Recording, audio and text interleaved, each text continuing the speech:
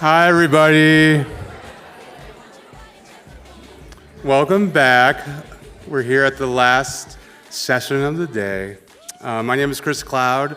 I am the Director of Marketing and Community Engagement here at the MCA. It's been such a pleasure to welcome all of you into our shared space today with Deem and the Deem team. So this last conversation is a conversation on place, which is the theme of the fourth issue of Deem, place and placemaking. So joining us on stage, pulling from the award-winning research and design practice, connecting architecture and identity, Germane Barnes will be in conversation with Toni L. Griffin, and new Goteh will be moderating. So further ado, we'll welcome New first to the stage.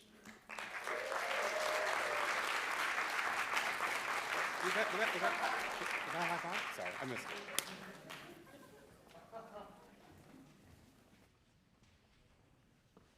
So there is a special request from the speakers for everyone. It's the end of the day, last stretch. We're concerned that you may be a bit tired, a bit sluggish, so many different insights that's still swirling around in your heads. So please, if you can stand up for me, everyone. One of the best things about Chicago and having two people who hail from Chicago is that we can do this.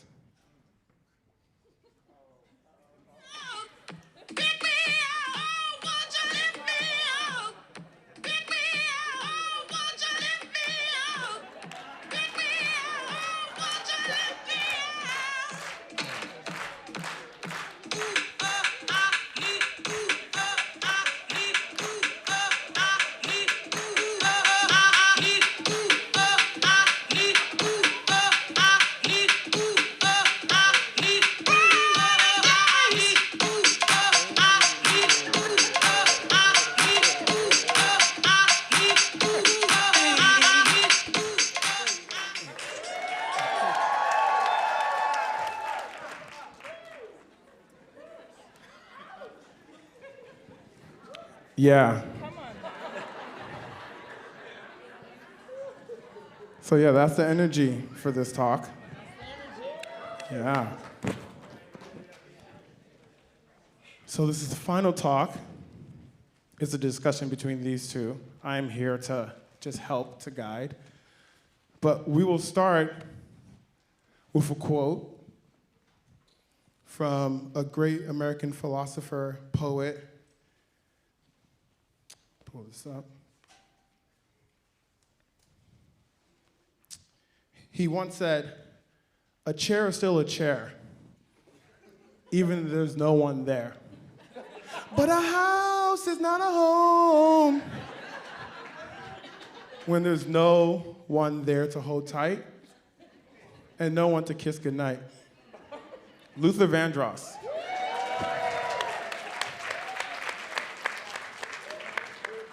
Summarizes the difference between space and place and the value that's needed there. How would you, related to your practice, differentiate space from place? They're both looking at me. Hi. I'm sorry, I'm still got my grants groove on. I'm trying to readjust myself. Okay, space and place. Space is everywhere, right? And I think place is made when people occupy space and attach memory to it.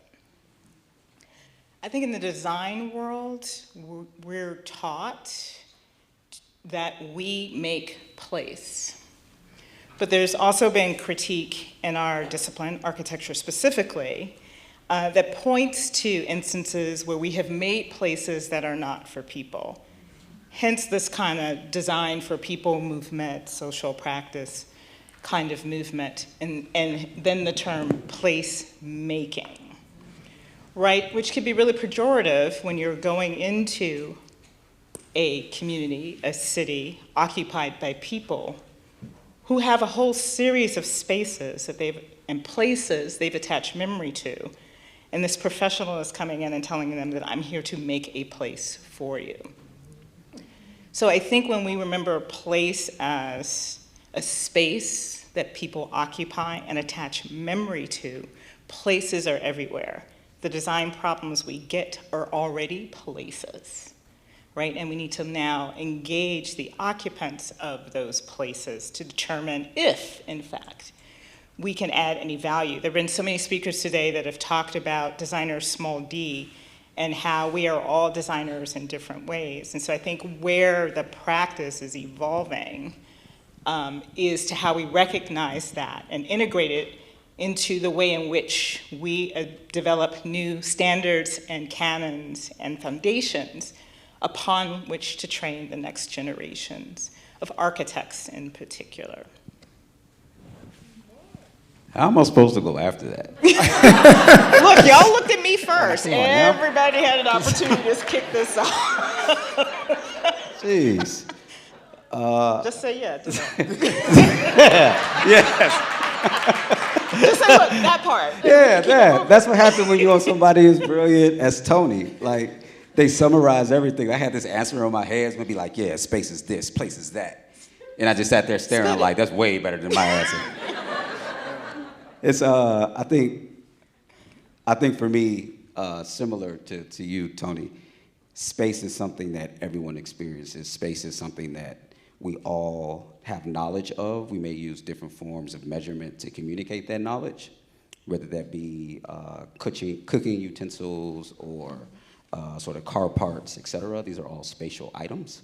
But if we're talking about place, I think we're talking about intentionality. And with intentionality, you have to be aware of the other people and the other things that also occupy that place. And I often find that marginalized people have to be highly intentional when it comes to space. They're not allowed to occupy clumsily. And often people who are not marginalized, and some of us have double sort of avatars in that we move back and forth, like I am black, but I'm also a man. And so as a man, there's certain ways that I'm absolutely clumsy, that my female or non-gender conforming counterparts don't have the ability to be clumsy about. Like, they have to be extremely intentional because those spaces can be very dangerous. So when I think about what it means to differentiate between space and place, for me, is really just about intentionality. There was a quote that I remember Amanda said earlier, that if a black person does one thing, we're doing two things. Between both of y'all, you're doing like 8 things, right? So teaching, running a studio, working with different types of systems. How do you navigate that, and especially in your practice, like what different components and elements bring different types of value? So I'll be the first to tell you, I spread myself way too thin. And I spread myself too thin because I realized what's at stake. And I know it just like seems very performative to say that, but because there's so few of us in these spaces, oftentimes you have to be a mentor, be a mentee, be a kind ear, be a therapist. And in your own practice, you gotta be an accountant and a lawyer, because how much money do you have to afford these other resources? So by the time you're done, you're switching between all of these hats, and you're trying to figure out, where do I find time to do the thing that actually makes me happy, like fills me up, as opposed to constantly having to pour into other people's cups in order to make sure that we as a community are able to keep moving forward. So one of the things that I've sort of found is our ancestors had it way worse than us. So like, I always remind myself, like, my grandparents were basically crop sharers, right? So like, they literally outside legal slavery, essentially, in Arkansas and Mississippi. And if they had to do that, and I'm annoyed about a 30-minute Zoom call, like, I can take the Zoom call. Like, you know what I'm saying? So like, when I put it in those types of perspectives, Right. It allows me to sort of reorient myself and remember what the ultimate goal is. And that goal is to create more place for people who look like us, like this amazing crowd right here that's full of all these people, right? So I think that's how I push forward in these opportunities, because it does get exhausting. But I didn't go out with y'all last night. I got a full night's rest, so we good to go. Some of us went out. That's why that's why the song came out, right? No, I mean, each of the speakers here just dropped so many gems. I have like 2 pages of notes in my phone. And just let me thank Deem and Museum of Contemporary Arts for putting this space together, which has just been nourishing to me for the weekend. And I want to read that quote because it really struck with me too, because doing anything Black means always doing 2 things. Everybody who spoke did 4 things at a minimum, and showed you slides of it. So I think that's an underestimation, in fact, of what's happening. And she said that Rick Lowe uses the term transgressor to describe that, which also kind of resonated with me. And like Ramon, I too, and Anika too, like language is like uber important to me. And so not saying I'm a transformer, but a transgressor. The reason why I use justice and not equity is because I do feel like you need a visceral language to disrupt in the ways in which we're talking about. So I think that's really key. So I wanted to read the quote and to go to your question around practice and why we're all doing 4 different things. I think for me, it's because being trained and practicing as an architect here in Chicago, and the limits of what that education produces. And then, you know, for me and Germane, going away to school and then coming back into our hometowns, West Side, South Side, you begin to look at the things that are completely normal to you, normal, through a different lens. And this question of why shows up, right? And then you begin to sort of question whether this discipline and profession you are now in, especially once you get your license, right, you're feeling a sense of pride of that. How does that serve me in what I'm seeing? And so there is this, you are just, I don't want to say force, because I think most of what we all do that you heard today is intuitive, it's instinctive. It is like you have no other choice. You just start to find the ways to get at the thing that matters to you. And Amanda said this too, you know, people ask us, well, what was your community engagement process? And by the way, one of the things I have to rally against a lot is people labeling my practice as community engagement is what I do.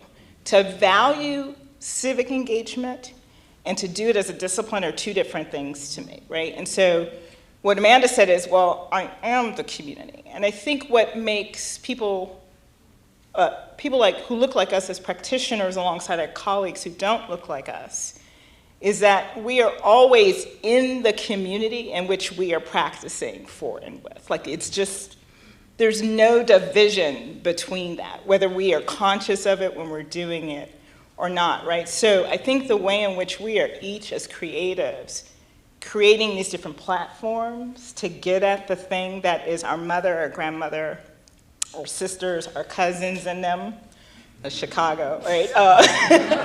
It's because we are them, right? And we're trying to figure out how to use this creativity in service of ourselves, which I think I'm just now sort of realizing that I'm doing this for me as much as I'm doing it for others, and that's an interesting revelation to be coming into.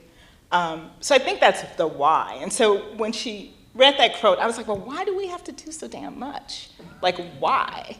I think it's like really important for us to kind of all step back and think about that for ourselves. But I think for people who don't look like us, I think maybe one of the takeaways is to, as you hear that, to go, well, why do they have to do that? Like, what does that mean, right? Because then that gives you a different awareness of thinking about not only us, but why and the ways in which we do this work.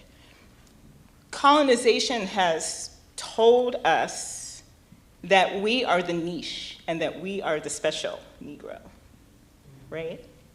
But the work we all want to do around equity, inclusion, belonging can't maintain that narrative. Because then you won't really care about Amanda's who's Black is this, right? So I think for everyone to kind of question, well, why, like we laughed at that, but why is that so? Allows us to get deeper into the work we need to do and recognizing why we have to do it that way, and then what then has to change maybe to lessen that or to embrace it in a way where you understand the inspiration, I guess, or the core of why we do what we do. And it's only like 12 of us.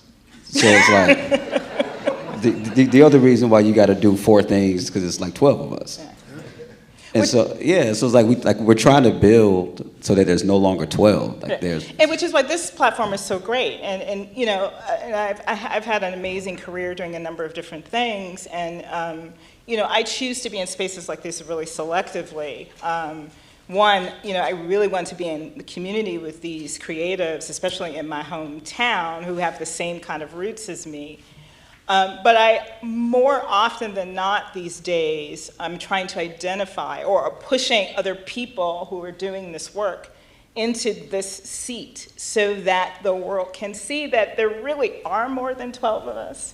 But there is only 12 of us that some group of people have decided to elevate and position. And to expose to you the work that we're doing. So I now see it as my job, given that I'm, you know, a few more years into it than Germane, is to give it, to pay it forward, give it to the next voice that's kind of coming up. And I think Deem and the museum today are doing that in a really beautiful way. And I'm so glad so many people are here in the audience, as well as watching from home. Thank you. So when we were creating issue 1, which the theme was designing for dignity, Alice and I, so Alice right there, and Marquise, is Marquise? Right there. So Alice, Marquise, and I co-founded it. Alice and I were ideating to like come to this meeting and really say like, here is the foundation of what this publication is in issue 1. And we were like, felt so confident, the slides looked great. Slides looked great, y'all. We rented, I don't know if it was like a WeWork or something, right? And we like taped a bunch of things up, and Alice is talking through like dignity. What does it mean to live a dignified life? And she's like, we're gonna use a framework in order to really navigate this. And so then she pulls up Maslow's law of hierarchy of needs.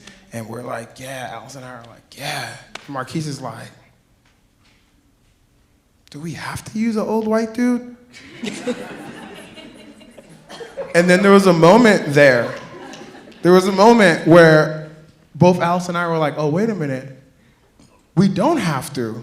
Why do we? Wait, why are we? And then we're like, okay. We're like 20 minutes into like what was supposed to be like a 2-hour workshop, but we had to be like, well, let's actually scrap this. Let's have a conversation. Let's go and really start to rebuild and rethink about this. And that was when we went deep. Alice, fortunately, was like, oh, Adrienne Maree Brown's emergent strategy as a contemporary Black design doer is where we want to actually frame this. So for you, what was the moment in your career, or is there a memory when you realized that you can bend design to make it do what actually works for you and works for your community, as opposed to what you were taught? I think, well, first, can I just say, can we shout out to Chicago Public Schools? Because you're looking at 2 here on the stage. CPS made 2 public school kids, right? I think that's actually pretty That's dope. very important. Yeah. Back home in the city of Chicago, Yeah. like, you know how much this means to us new, and Alice and Marquise, and everybody at the MCA. I don't know where Daniel is. We've been running him ragged for like 3 days. But we appreciate you, my boy. He's taking a nap somewhere. And Amy as well. Yeah, and Amy. I don't know where Amy May is. Thank you, Amy. But to answer your question, I think for me it happened when I had to decide if I wanted to follow the zeitgeist or be true to myself. And so when you're in these spaces of academia and architecture, you got to apply to competitions and stuff. And so one of the biggest one is based here in Chicago. It's the Grant Foundation. You get one of those Grant Foundation grants, it can launch you into a completely different stratosphere because the world sees that as one of the foremost funders of architectural intellectualism, right? And so every year I would apply under, oh, the world is really into parametricism. Let me come up with something about that. Failure. So the world is really into materiality. Failure. And I was like, look, I don't know any of this stuff. But what I do know is sitting on the front porch in Chicago during the summertime, watching cars go by and saying, that's my car. That's what I know. Right? So I'm like, you know what? I'm about to do this proposal and talk about what the porch means in the black community and what it means to be from Chicago, but that really means you're from Mississippi and the Great Migration, and be like, yo, this porch is really important to what we do. Like, it's gonna be black as hell, and either Graham gonna give me money or they not. And so I put the proposal forward, and I was like, these MFers ain't gonna give me no money. And then I got past the first round, and I was like, okay, we cooking with grease now. All right, let's see how we do this. So we get past the first round, and you get to the second round, they start asking you for your letters of recommendation and stuff. And it's like, all right, look, I need this, so you better write something good. So when they ask you, get this kid some money. So we get past the second round, and literally the first day it gets announced, like, New York Times comes calling and stuff, and I'm like, I haven't done anything yet. Right. Like, I literally just did the proposal. But to me, that was when I had to make the decision, like, I'm gonna do this on my terms, because every time I'm doing somebody else's terms, I fail. I'd rather fail being true to myself than fail being true to somebody else, whatever's important to the rest of the world and stuff. So at least I know I went out on my own terms that way. And everything sort of took off from there, because again, like, I know porches, we all know porches. Like, I ain't special in this. I joke with my boy Norm all the time. I shout out to my boy Norm T right there in the front. I joke with him all the time, and I say, look, these people keep giving me money for stuff that we already know about. Right. I'm like, they be looking at me like I'm some revolutionary. I'm like, bro, everybody in the neighborhood know this already. I just know how to draw really well, and like, that's the difference. Like, that's the difference. And so that's where I sort of found it. Also, if y'all funders are watching this, still give me money.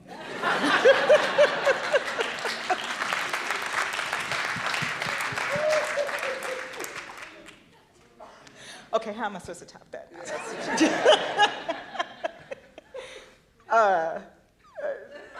Yeah, it's a similar story, but not as hilarious. So I'm at SOM, and I'm doing well at SOM. I was an associate partner at the time, pretty young. I don't know, there may have been one other black associate partner across SOM National. There was a mild recession in the 90s, so I switched from architecture to urban design. And so this is the first time I'm actually working on projects in my hometown on my architecture is in Europe. And we were asked to provide some pro bono services to a nonprofit on the south side in the neighborhood that is now known as Bronzeville, but had not been at the time. And so the client was a black-led nonprofit working on behalf of black folks. I was like, oh, this is a thing? And it was called community development, right? So I do this work, and we are shopping it around, and just as you said, like, philanthropy is investing in this particular special group of black folks doing good work.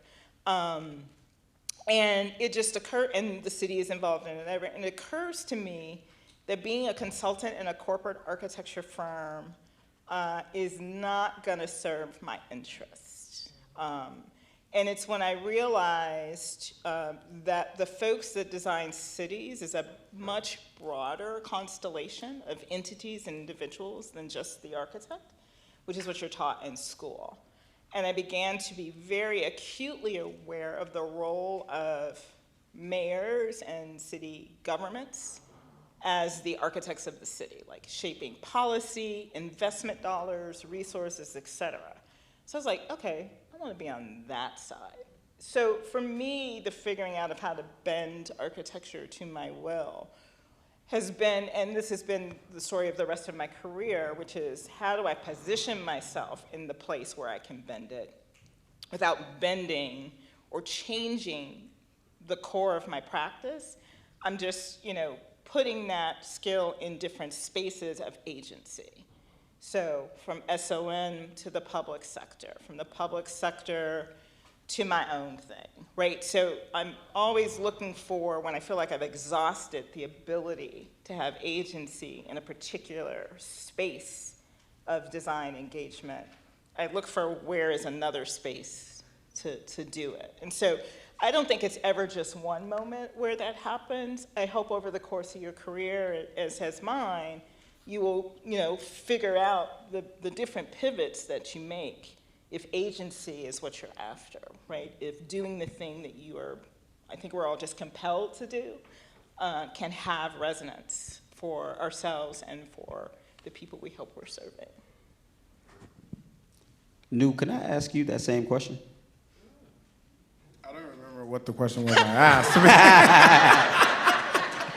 No, I'm serious. I'm not even It's in joking. your phone. I'm not even Hold joking. on, let me see. What was it? No, let me ask it though. No. Let me be new for a second. Hold on. Can I borrow your beanie?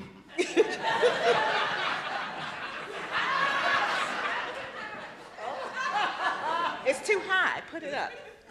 There you go. So Nu, creating your own journal with your amazing cohort is something that's not quite seen in the design world. And to make such an imprint in such a short amount of time had to be something that, at least throughout the entire process of crafting this journal, weighed heavily on the three of you.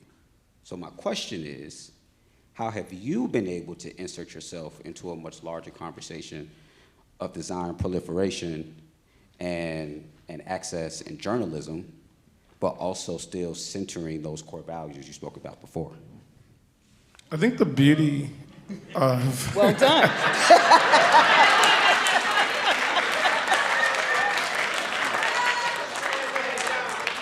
Pass the beanie back.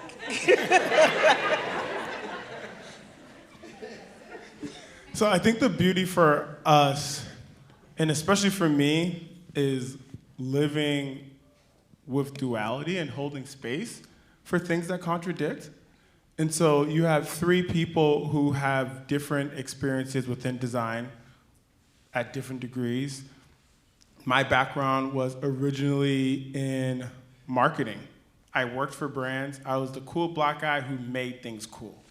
And if somebody wanted something cool, they would call me over, and I'll be like, oh, boop. Right? And Like Gizmo from yeah, Jetsons. it's just like, boop. I would even do it from long distance. Boop.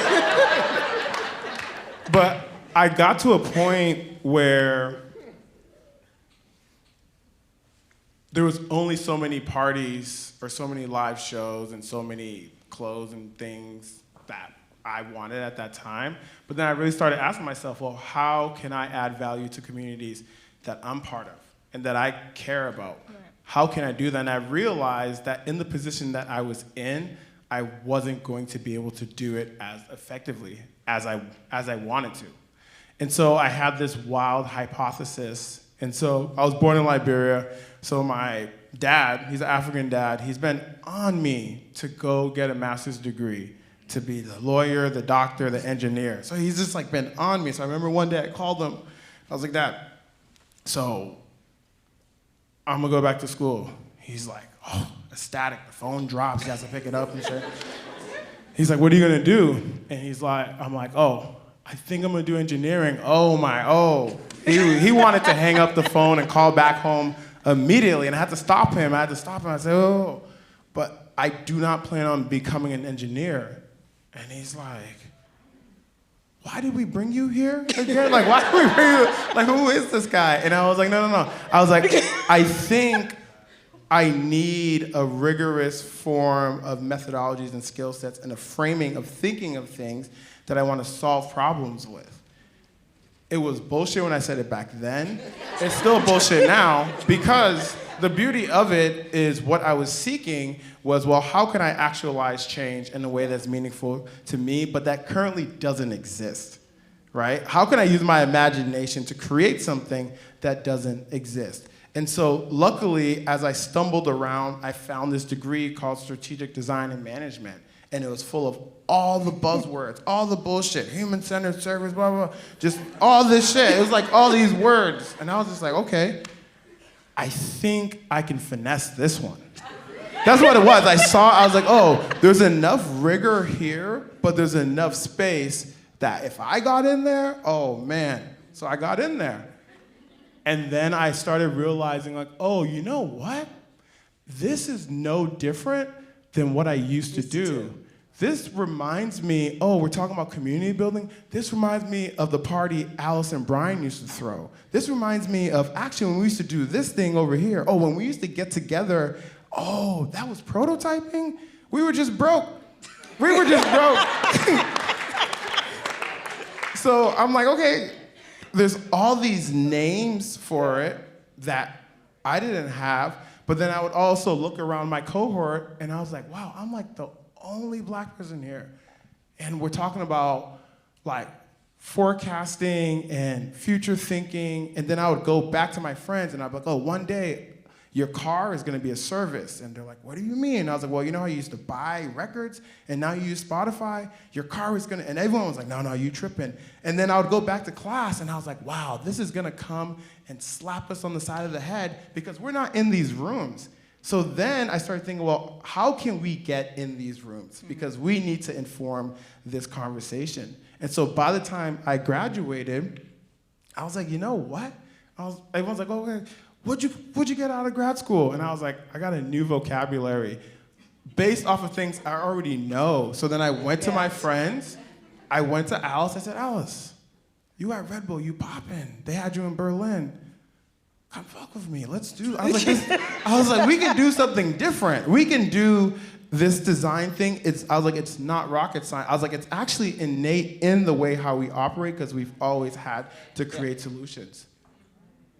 And especially me coming from a refugee and immigrant background, the ability to imagine something that doesn't exist but will it into existence is the fuel that powers Deem. When we were like, hey, print, and when we tell people print, they're like, print, y'all tripping. And we're like, yeah, we tripping, but we tripping until we do it. And our ability to be able to see a reality, but also manifest a reality. As I was sitting next to Alice over there, I was like, wow, remember we used to think about these things? Like, think about it. Not even speak about it, but you would think about it, but we won't say anything because we're like, yeah, you tripping. And now we're here. And it's happening. Yeah. And I think that is really the addiction that I know I have is, oh, if I can think about something, I could actually create that thing. So can I tie that to the dignity prompt that you gave us? Because I have spent the day trying to figure out what I think that means for me. But I think what I'm coming around to, and I wrote this an hour or so ago, but your example, I think, gives it life, which is dignity is giving value to the thing we already are. Oh. And this is being recorded, so good, I can remember it. But I say that because Amanda also sort of had this quote several times that, you know, the world doesn't move without Black people or Black culture. And so what we're doing only seems special because it's being measured up against, you know, a colonized narrative of standards and foundation.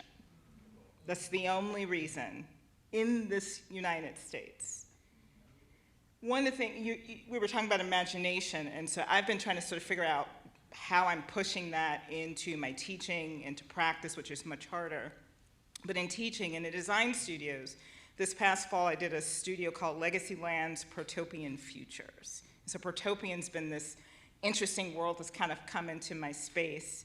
And in a less technocratic way, what it means is the exuberant feeling that everyone is rooting for you. Which brings tears to my eyes, because I know that not everyone is rooting for me. Because the foundation of this country has set me up to believe that my dignity as value is not the same. So everybody in this country who looks like me for generations is like what the fight is against, what the motivation is against, what the creativity is geared for.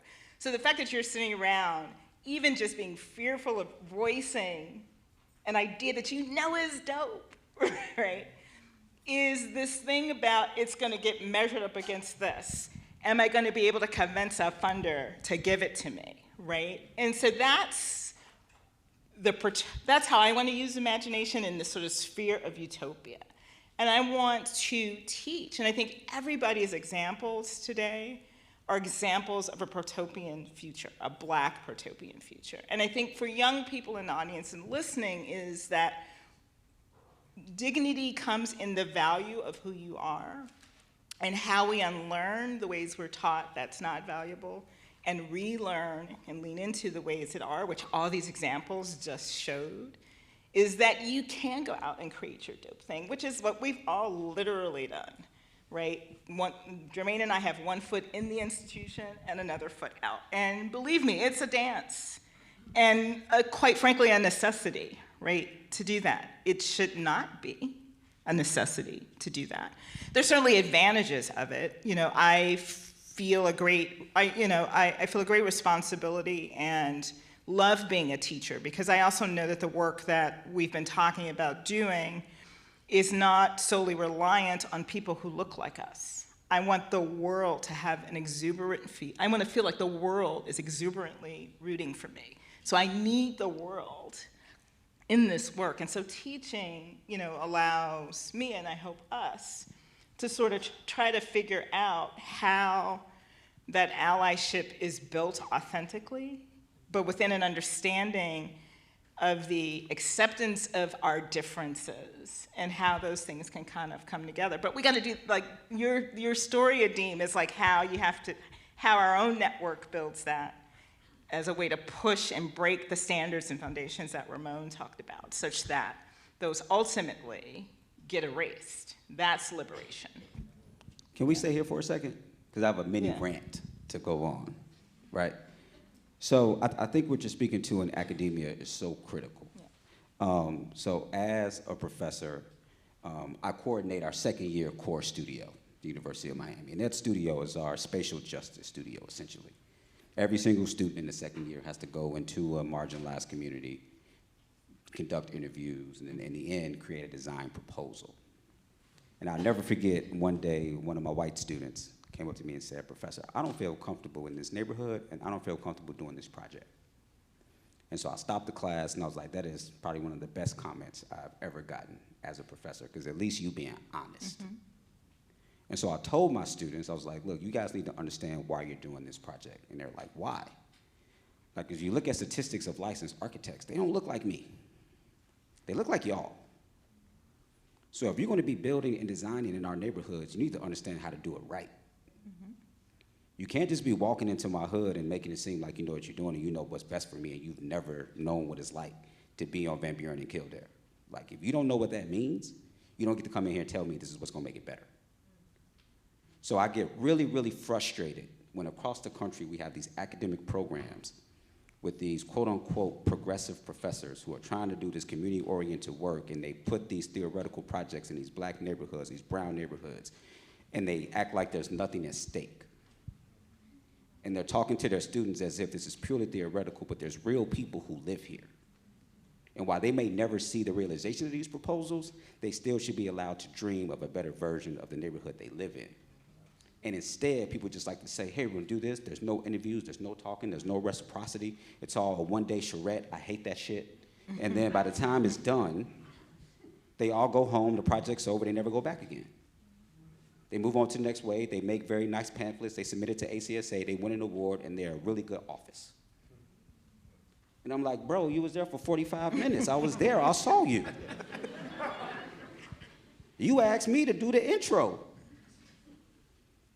And so I think when we're doing these things, this is why academia is so important, is that I don't consider myself an expert in this stuff, because again, like I said before, this is all things that we have as inherent knowledge.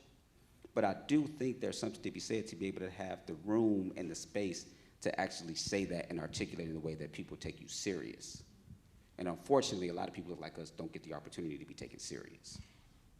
And because the country is transforming into a multicultural majority, it's imperative that, the kind of work that we are building through our experimentations and prototyping,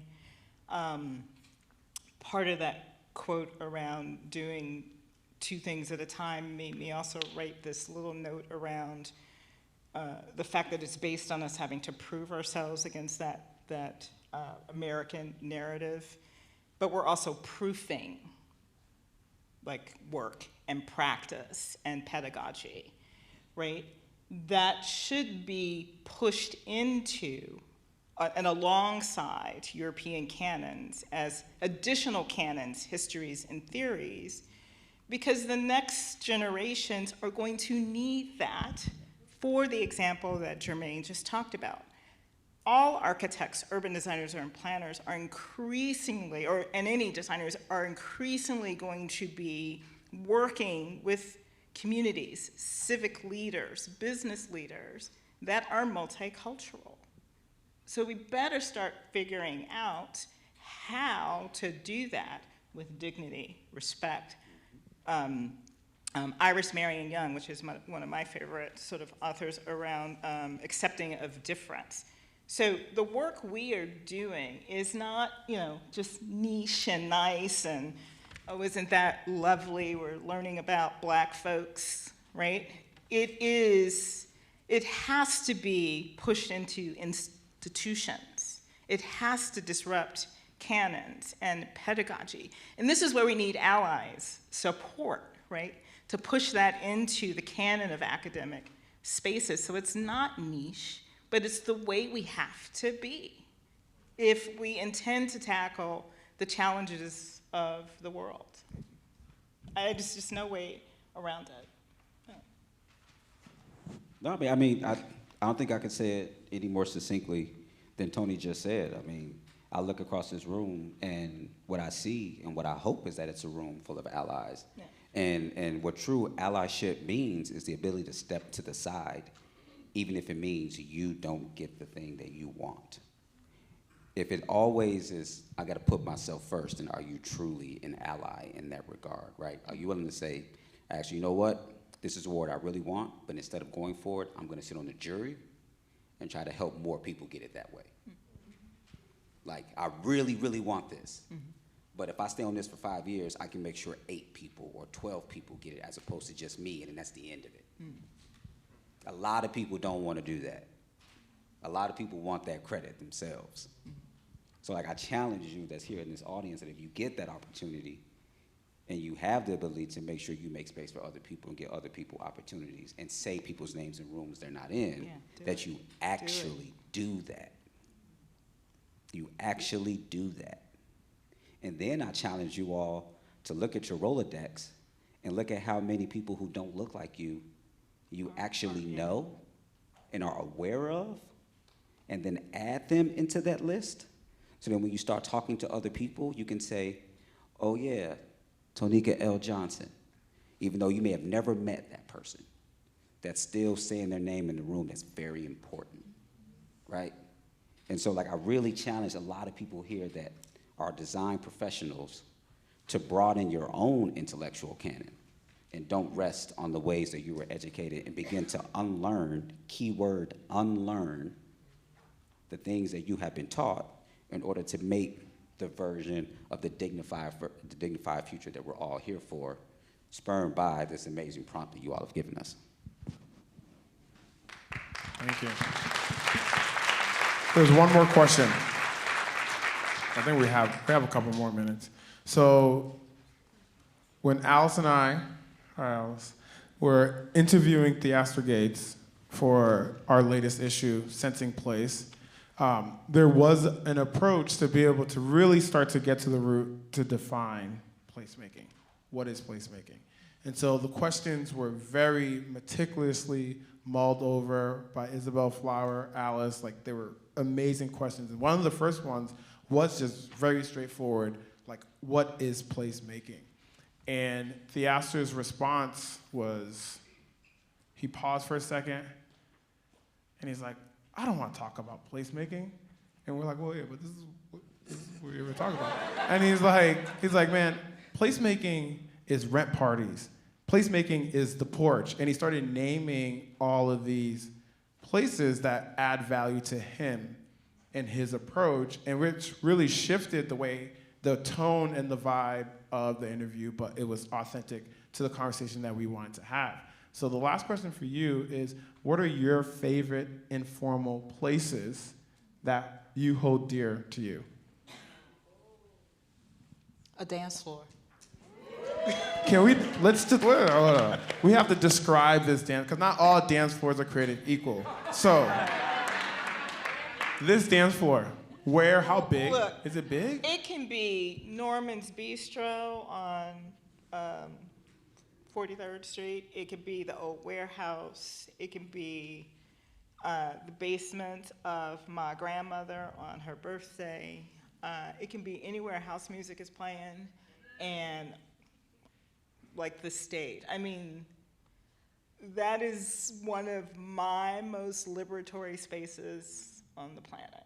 And I don't understand, this is no critique, but I don't understand how a human cannot hear music and just without thinking move. Like, to me, it's like, I don't even know I'm moving and just stuff starts moving, right? So, I don't know. I mean, it's where I feel most free. And so, I use the metaphor of house music a lot in the collaging I've been making lately, because I feel like in Chicago in particular, and if you've never been to the Old School Picnic in Chicago, I mean, it's just 40,000 joyful Black people with some other folks mixed in too, and it's just 12 hours of straight music. How can you not feel free to not think about anything but the community of company you're in, and beats, and to be able to move a body that in this United States has been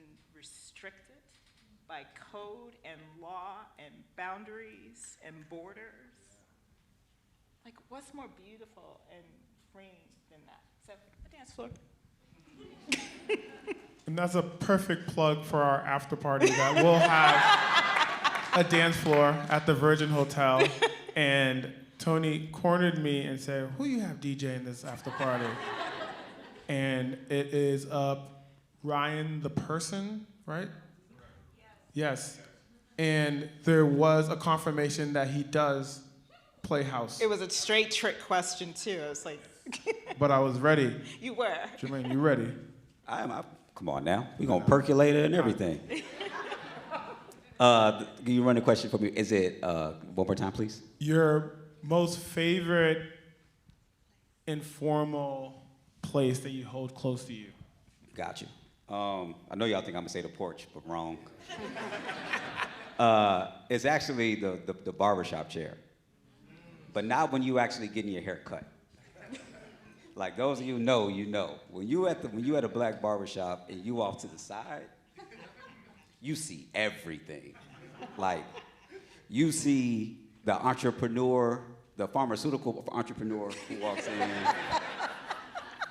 You see the very interestingly acquired goods salesman also in the barbershop. You see the domestic dispute in the barbershop.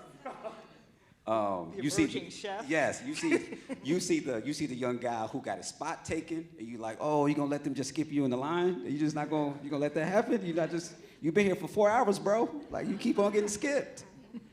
And to me, the barbershop is one of the safest spaces, but in the same place is like one of the most traumatic spaces that you could be in. Because have you ever had a bad haircut and had to walk outside?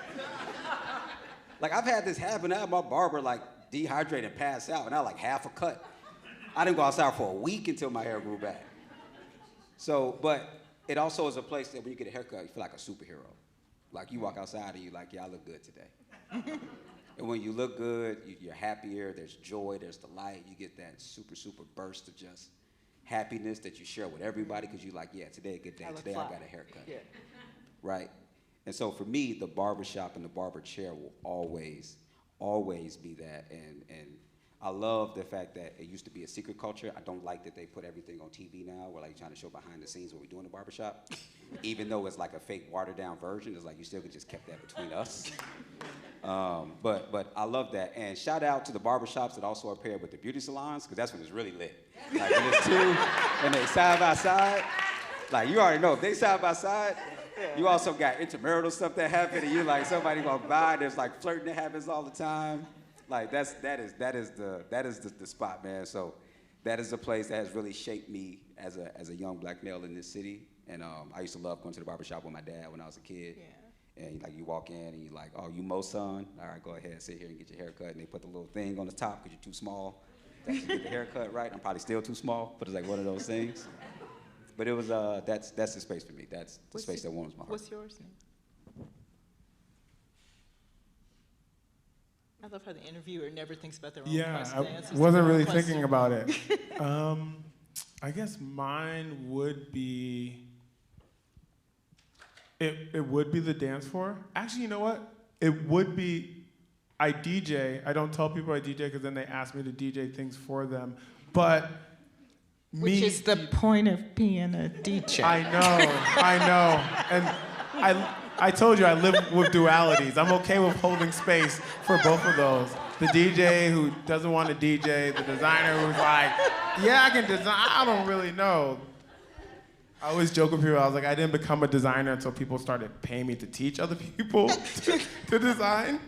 But I think it's actually, when I am DJing, and when I'm DJing in a setting, and the reason why I'm very particular about when I DJ is because I need to DJ for an audience that has a palette that they're willing to take risks and go there and be adventurous. So if somebody comes and they're like, oh, I'm used to hearing the hits, I'm like, man, that is not It's not the party for you. Yeah, that's not what I'm here for. So I spend, and I like DJing by myself. I had a party for like about 5 or 6 years. One of my best friends, Stan, is here. We used to throw it together. And at first, people were kind of wary, like, oh, you're gonna do the whole party by yourself? And I was just like, yeah, I wasn't that great at the beginning. But trust, after like 5 or 6 years, you become pretty, I picked it up. But one of the key things was I would start the night with playing the hits to kind of like,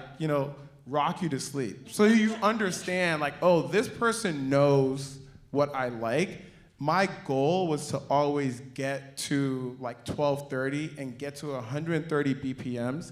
My theory is 130 BPMs is the sacred space for the diaspora, because then at 130 BPMs, I can play house, but I can also go into juke. I can also go into trap. I can also go into ballet funk. I can also say, okay, cool, there's some kuduro over here. I can go to some dembos.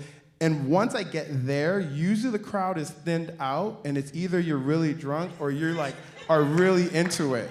And that's when I am having the most fun time.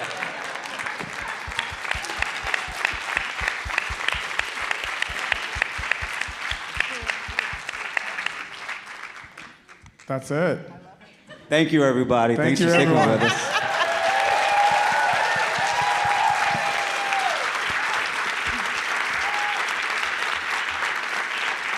I have some closing remarks I'm gonna give. Y'all can stay up here with me, or We chilling. yeah. Let me see. Are they extensive closing remarks? Like you got to land a whole lot of people? No, I mean I do want to thank everyone. I guess I was just gonna quickly tell just some of the background of how we got here and how this all came together. I mean, Deem Journal and the MCA, part of the excitement of dreaming big and thinking about things that don't exist and then trying to explain that to your loved ones, and they're like, what are you talking about? You should just go get a job.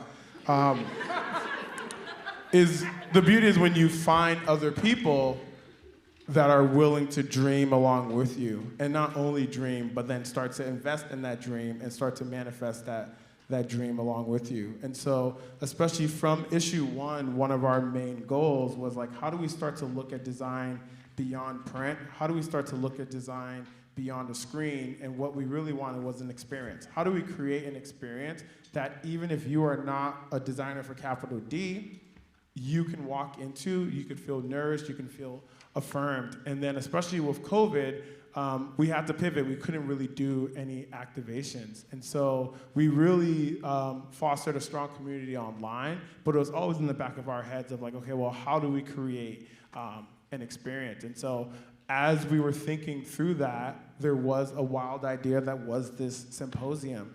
And it wasn't until I had dinner with an amazing person, Renee, who may still be here. He's the chief curator here, and was telling him about just some of the ideas. And he was the chief curator over at the Perez Museum for like 16 years.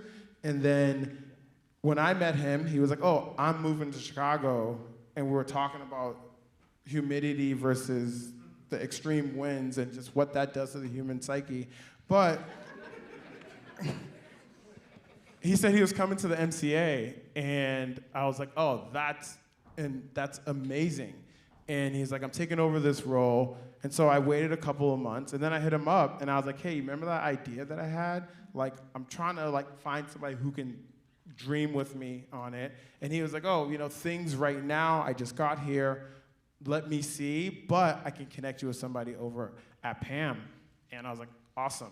It probably like a month and a half later, he hit me up and he's like, hey, I mentioned Deem to my marketing team and they would love to talk to you. And so then I met a wonderful gentleman, Chris Cloud, in which Chris was like, hey, I heard you may be talking to Pam about this. What do we have to do to get this over here? And I'm like, And that level of investment and that level of engagement has been something that has been consistent throughout this whole opportunity of creating this space. And I just want to thank the entire MCA team. I also want to thank the entire Deem team and thank my two co-founders, Marquise and Alice. Are you coming over here? No? Is this an...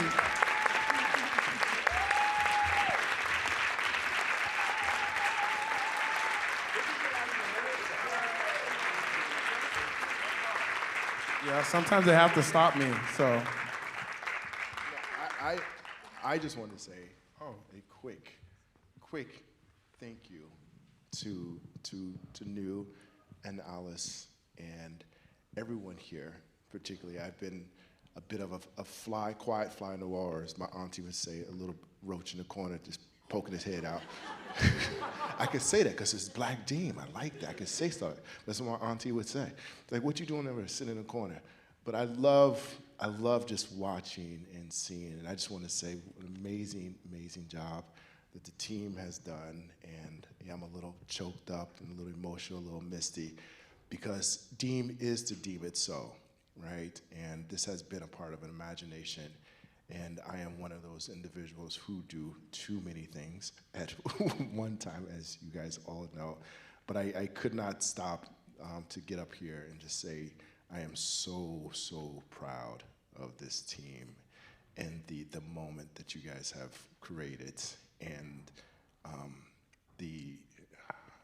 just taking this moment and bringing it and us talking about it, and then I show up and it's just beautiful. And I just want everyone else to feel and see the sense of the three of us coming together, but it's the yes and of this that's amazing. And I just wanted to say thank you. I don't have any closing remarks. I just want to ask if anybody wants to bring baby powder to the party for the dance floor. I would really appreciate that. And that I'm just happy to be here. Thanks for coming. So on that note, we have an after party at 7 o'clock, 7 to 9 at the Virgin Hotel, the Commons Club. There is an open bar, so please come with your dancing shoes on and get a tasty beverage. We will have beer tasting by Moore's Brewery, who's donating, so it's gonna be pretty cool. So I hope to see everyone there, 7 to 9, Virgin Hotel, the Commons Club.